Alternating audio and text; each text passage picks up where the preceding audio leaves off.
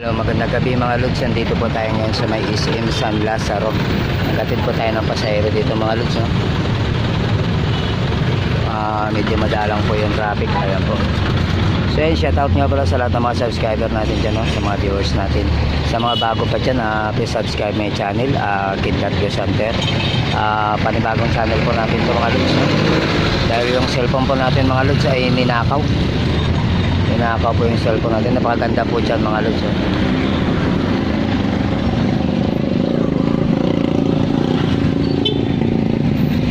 Po tayo lumapit doon kasi natakot pa akong iwanan yung aking motor, baka po mawala, no?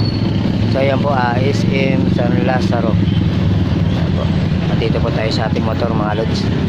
Napakaganda po magabi. Pag may time mga lods, pupunta kami dyan ng aking anak at saka syempre naman yung lalab ko, papasyal ko sila dyan. Baka siguro mga Martes, ganyan, Martes magpahinga muna tayo mga lods, kahit isang araw lang. Papasyal ko muna yung lalab ko tsaka yung anak ko rito.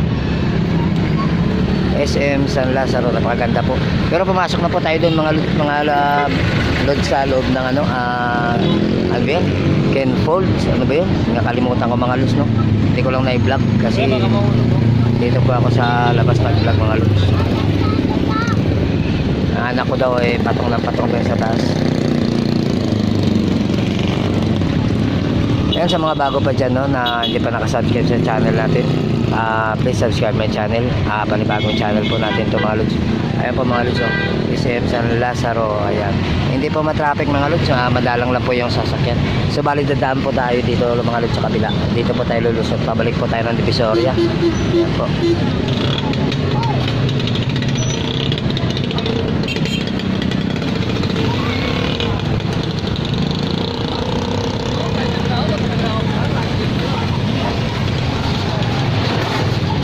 Yan sa Martes mga lods, pupunta po tayo dito.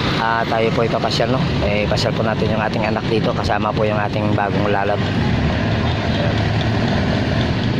SM San Lazaro. Ayan, sa mga gusto pumunta ng SM San Lazaro, punta lang po kayo, napakaganda po. Magpalamig-lamig para po makalimot ang problema.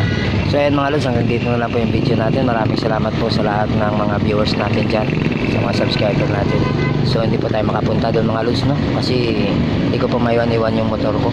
Baka po sa Martes may video po natin lahat yan. Ayun, so hanggang dito na lang po. Maraming salamat po sa lahat ng mga subscriber at sa mga viewers natin. Paalam.